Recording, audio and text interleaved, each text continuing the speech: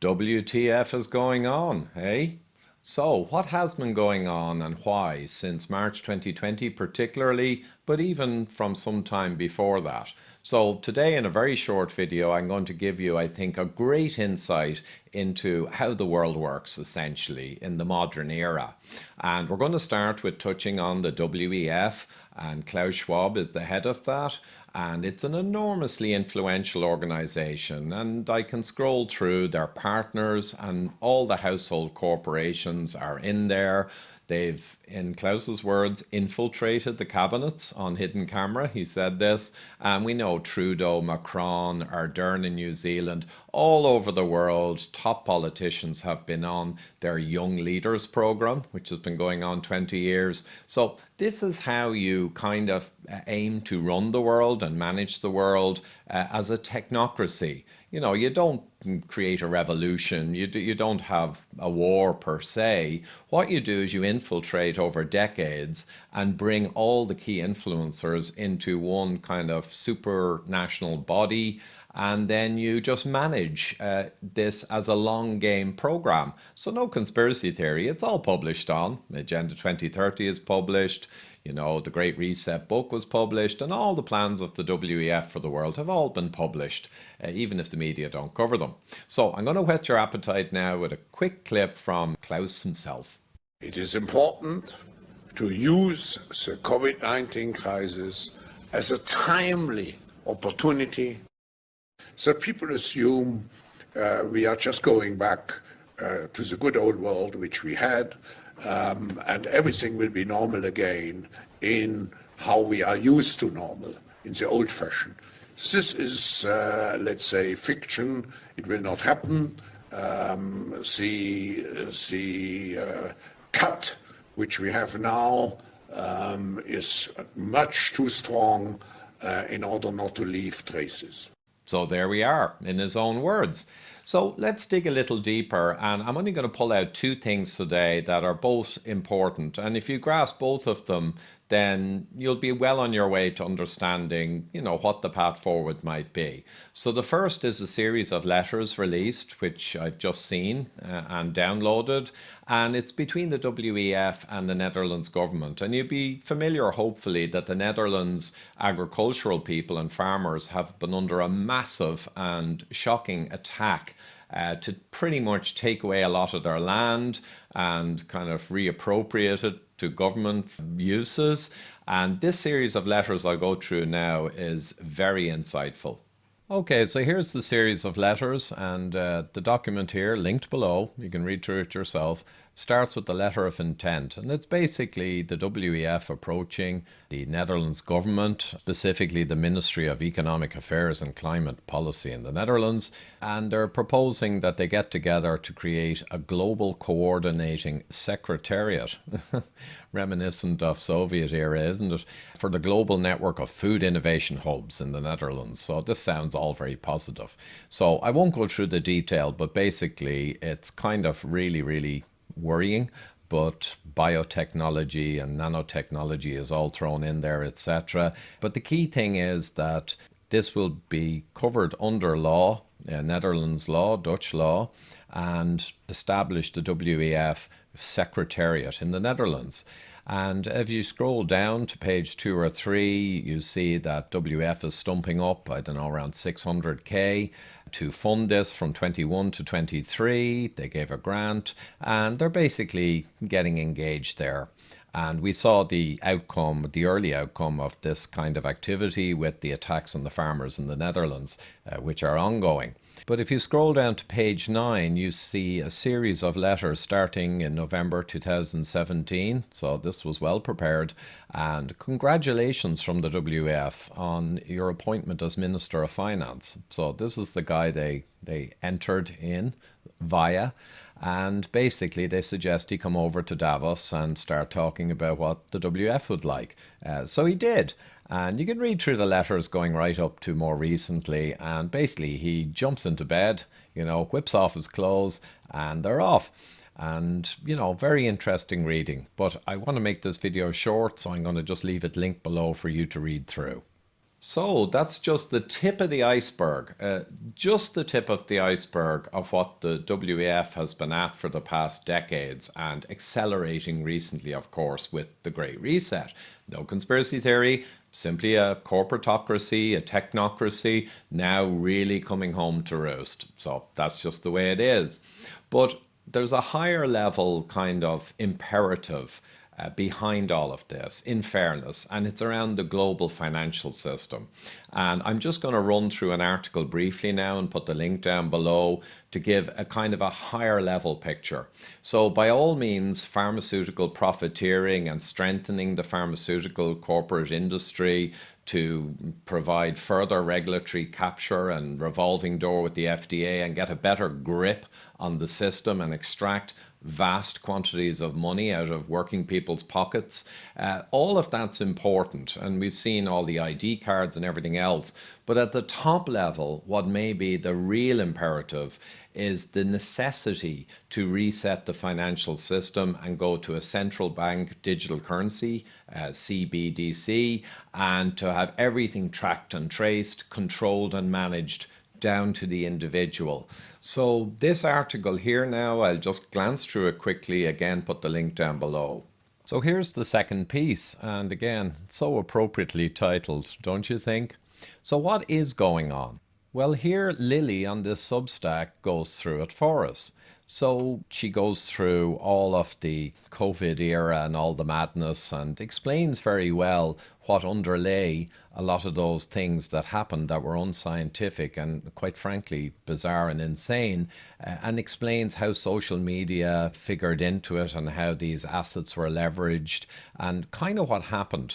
But then she goes on to the long cycle and the short cycle. So the short cycle in brief is the kind of 20-year approximate cycle where everything moves up in the financial world and then there's a crash. There's kind of a small reset, like in 2008. That was quite a large one. A whole load of people, small businesses and little guys go bust, get hammered. The big players generally walk away from it all or get bailed out with our tax dollars. And the system's reset then and can go on its merry way. But the problem is, and anyone who knows finance and fiat money would understand, the system has to keep crashing at a regular interval. That's the short cycle. But then over time, it gets to a point where even a commoner garden crash won't really fix it. It becomes utterly unsustainable and inflation, hyperinflation sets in and things just go out of control. So that's kind of where we're heading now, and that's the long cycle. And that might be more like 60 to 80 years is that long cycle. Now, at the end of a long cycle, you need a much bigger crash than our traditional crashes that we see every couple of decades. And this is kind of baked into the system. So often that crash happens simultaneous to a big war like World War II the last time, or just some massive impact on the world that makes it less clear that it's kind of a financial reset. It looks more like there's a cataclysmic event and everyone gets distracted and we're all in it together. And then during all that process, well, afterwards, the narrative is, we just went through this cataclysm and now we're building the world back up again. And you can see the way it works. There's kind of a narrative to cover for simply admitting, look, this is the nature of our fiat money system. And look, everyone's going to have to get hammered, but we need to reset this gig. It raised too many questions with ordinary people, and people might want to know more, and you can't have that. So anyway, that's the long cycle. So I won't read through it all here, but I have the link down below, and I strongly recommend you read it. There might be a couple of things in there not entirely accurate, but I just think it saved me the time of sitting down to kind of scope out a lot of this stuff. So a really good resource. And also I have some very cynical people in my network, highly intelligent, who resist strongly conspiracy theory type content. And we've had lots of debates over the last 2 years. But I was pleased to see that some of those people who read this pretty much agreed entirely with the overall structure of this and what it's speaking to. So they were actually people who usually resist information that seems conspiracy-like, but they're quite sanguine and realistic about this kind of content.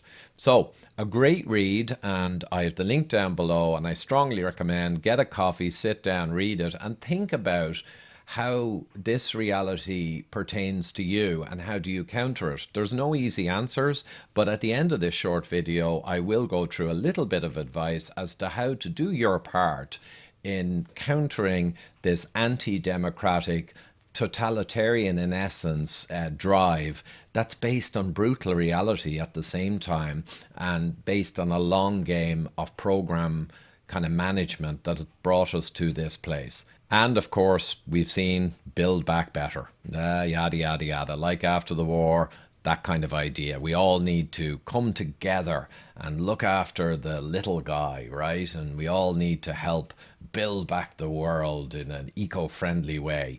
Da da da da da. So you get the idea. Right.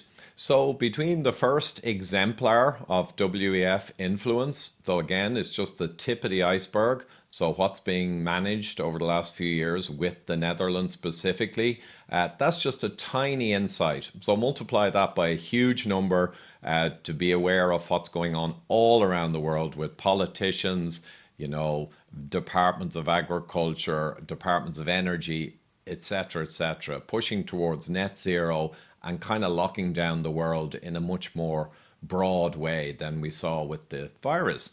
And the second key thing I've just gone through is the overall overarching kind of imperative to reset on the long cycle the global financial system. And the two are intimately intertwined because, you know, all the control of the first and the subjugation of small business and local indigenous or agricultural supplying of food locally to the community and all of that kind of good stuff, you kind of need to get rid of that and rip it apart and replace it with a globalized food system that's under the control of the overriding structures.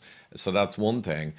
But the second thing is that plays directly into, you know, being able to progress rapidly the financial reset. So take away the old, break the old down, get it under a controllable, trackable, traceable, ID carded, you know, QR coded system. And then you're empowered to bring in a new financial system, and people can't just say, well, no, we're going to keep doing our own thing. You know, we have our own local food and we have our own local businesses, and we didn't vote for this, so we're not going along. Well, you don't really have that choice if your infrastructure locally has been kind of smashed all over the Western world. So they're the two halves of it. Again, I can say it, I'm 25, 30 years in corporate technical problem solving. I'm a brutal realist, a rationalist, and I've been through a lot of corporate politics and shenanigans. I won't get into detail here. But the thing is, and the core thing is, there is nothing conspiracy theory about any of this. It's all published, the Great Reset, the 2030 plans, you know, all of it is actually out there on the WEF website. Now, the media don't cover it, but that doesn't change the fact that it's all published and it's highly professional, highly organized, incredibly impressive, long game, technocratic kind of program. And we see the outputs of it all over the world today, but a lot of people just can't put the dots together. So hopefully this helped you share and have the conversation about this. The key thing is that to counter this undemocratic kind of totalitarian push, there's no point waving your hands or getting drawn into genuine conspiracy theories and depopulation and mass death and all this nonsense. It's not about that. So you need to stick to the data. If you don't personally understand pretty deeply any particular area of data or integration or science, then defer to someone who does and who speaks about it in a calm, authoritative manner. So don't contribute to the confusion that's being exploited now by the bad guys, if you will, right? Dead calm, unless there's published data and empirical data and proof for something, right, that relates to this new world, don't get into it. And as Matthias Desmet said in my recent interview, the psychology of totalitarianism. The only way to push back against this mass hypnosis in the masses that's enabling all of this crazy stuff is to stay calm, to stay respectful, have the discussion, ask questions. Ask questions about specific published papers, specific empirical realities. And we have one kind of slight positive thing recently. YouTube have a list of what you get censored for. And the other day they dropped off questioning masks' effectiveness in the spread of COVID, and they dropped off the list questioning vaccine in terms of its effectiveness in stopping transmission, etc. So because the scientific reality, which was clear as day from the start, a year ago or more, but because it's become so brutally clear now and embarrassing, it looks like some of the censorship clauses are being dropped because it's just getting too awkward to continue them. So long may that continue till we drop them all off and we can speak openly again as a free, democratic Western people, who have autonomy, who have rights, inalienable rights, and free speech needs to come back. So have the conversation in the comments down below. Please do subscribe, hit the notification bell, and share further. That's really important. And thanks so much to my Patreon supporters and PayPal supporters. The links are down below if people have the means to support me to keep bringing the data, the integration, bringing ethics and kind of data centricity and logic and rationality and a corporate awareness to what's happening in the world today. So keep the head up and best of luck.